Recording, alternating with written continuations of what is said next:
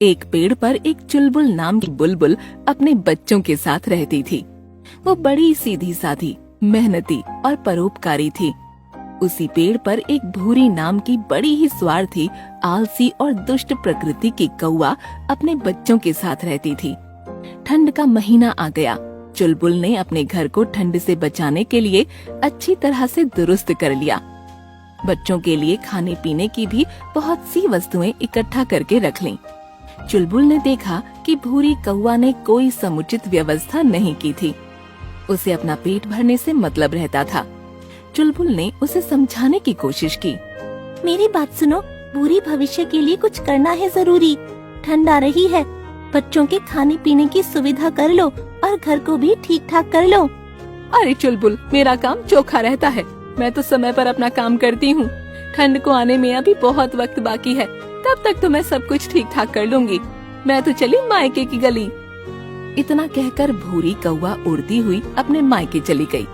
उसके दोनों बच्चे घोंसले में पड़े थे। कुछ घंटे बीत गए। भूरी के एक बच्चे की तबीयत खराब हो गई। वो रोने लगा।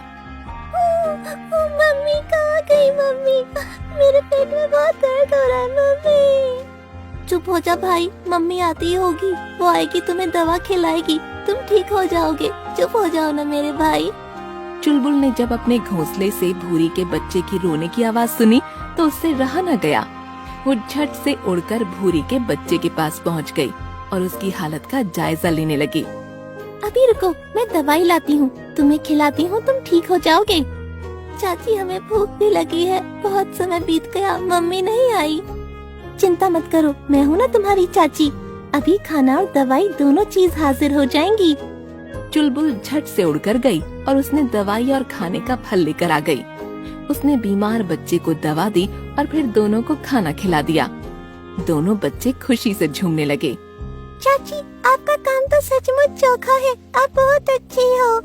प्यारे बच्चों, तुम दोनों भी बहुत अच्छे हो। अब आराम से बैठो, जब भी कोई जरूरत हो तो आवाज दे देना। शाम हो गई, लेकिन भूरी कौवा लौटकर नहीं आई। भूरी के बच्चे की तबीयत फिर से खराब हो गई।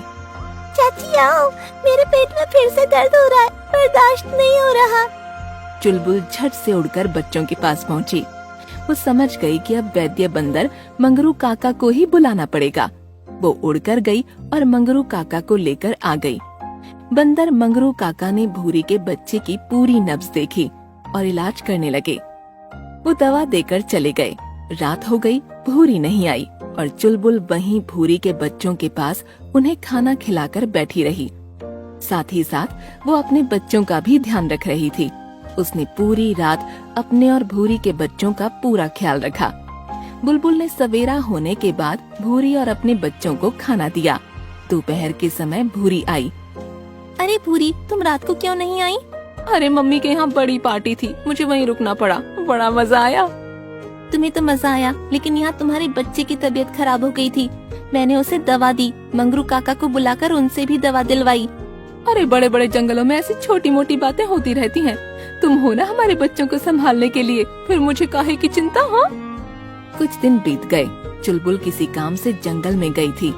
उसी समय एक सांप पेड़ पर आ गया। चुलबुल के बच्चे डर गए, मदद की पुकार करने लगे। भूरी चाची, हमें बचाओ, इस सांप को यहाँ से भगाओ, हमें बहुत डर लग रहा है। मम्मी, बच्चों को बचा लो, नहीं तो सांप काट लेगा। आपका काम चोखा रहता है, ये भी एक चोखा काम कर दो। तुम लोग चुप बैठो, उनकी मम्मी आएगी, उनको वही बचाएगी। मम्मी, इतनी निर्दयी मत बनो, पाप लगेगा। चुलबुल चाची कितनी अच्छी है। मेरे बच्चे, तू नहीं समझेगा। पराई आग में कूदना बेवकूफी कहलाता है। मम्मी, वहाँ पराए नहीं है, अपने हैं, ऐसा मत करो, उन्हें बचा लो। भूरी बचाने के लिए आगे नहीं बढ़ी और चुलबुल के बच्चे बुरी तरह डर रहे थे। उसी समय संयोग से बंदर मंगरू काका वहाँ आ गए और उन्होंने सांप को मारकर भगा दिया और बच्चों को बचा लिया। काका ने बहुत चोखा काम किया। हमारे काका ने हमें बचा लिया, सांप को भगा दिया। काका बहुत अच्छे हैं। अब चुलबुल अपने घर में आई तब बच्चों ने सारी दास्तान सुनाई। उसे दुख हुआ, लेकिन उसने भूरी से कुछ नहीं कहा। कुछ दिनों के बाद ठंड आ गई। रात में ठंड बढ़ी और भूरी कौवे का घर दुरुस्त न होने के कारण ठंडी हवाएं अंदर जाने लगीं और बच्चों को सताने लगीं। उनके पास ठीक ठाक कंबल भी नहीं था।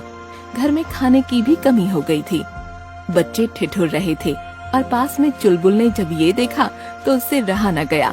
उसने भूरी को आवाज लगाई। भूरी बहना, बच्चों को लेकर यहाँ आ जाओ, ठंडी बहुत बढ़ गई है, उन्हें बहुत तकलीफ हो रही है, उनकी तकलीफ मुझसे बर्दाश्त नहीं हो रही। भूरी बहना, मान लो मेरा कहना, आ जाओ। भूरी अपने बच्चों को लेकर चुलबुल के घर में आ गई। वहाँ सारी व्यवस्था थी, खाने का भरपूर सामान भी था।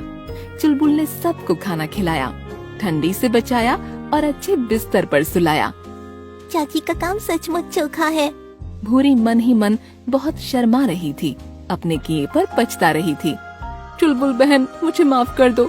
तुमने मेरी हमेशा सहायता की, लेकिन मैंने तुम्हारे साथ बेवफाई की। आज मुझे अपने किए पर बहुत पछतावा हो रहा है। बहन, भूल जाओ पिछली बातों को। कल मैं भी आपकी मदद करूंगी और आपका भी घर दुरुस्त करवा दूंगी। जो भी कमी होगी उसे दूर किया जाएगा। हम एक दूसरे के पड़ोसी हैं। पड़ोसी के धर्म के अनुसार एक दूसरे की सदैव मदद करते रहेंगे। यही सार्थक जीवन है।